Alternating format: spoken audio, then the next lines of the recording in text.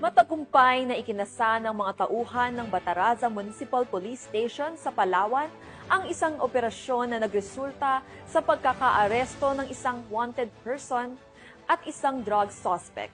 Yan ang tinutukan ni Patrolwoman Abigail Datu.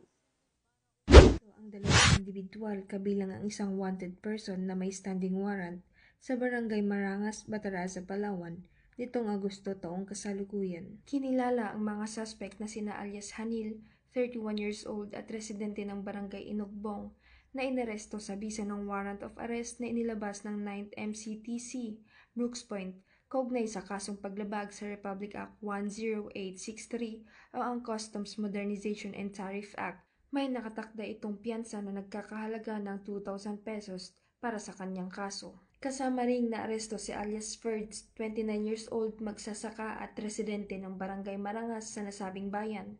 Matapos makitaan ng hindi lisensyadong caliber 22 na kargado ng isang live ammunition, 4 na live ammunition para sa caliber 22 rifle, 5 heat-sealed transparent plastic sachet na naglalaman ng white crystalline substance o shabu na may timbang na 3.16 grams kabilang ang marking tape na nagkakahalaga ng 9,000 pesos, isang black coin purse at isang black sling bag. Matapos nito, agad nakipagkoordinasyon ang mga grupo sa mga opisyal ng Barangay Marangas, Bataraza, Palawan para saksihan ang nakumpiskang mga ebidensya kay alias Ferds. Samantala, ang mga suspect at ang mga nakumpiskang ebidensya ay nasa kustodiya na ng Bataraza Municipal Police Station para sa kaukulang disposisyon at pagsasampa ng kaso. Kakaharapin ni alias Hanil ang kasong paglabag sa Republic Act 10863 habang si alias Ferds ay sasampahan ng mga kaso sa ilalim ng Republic Act 10591 o ang illegal possessions of firearms and ammunition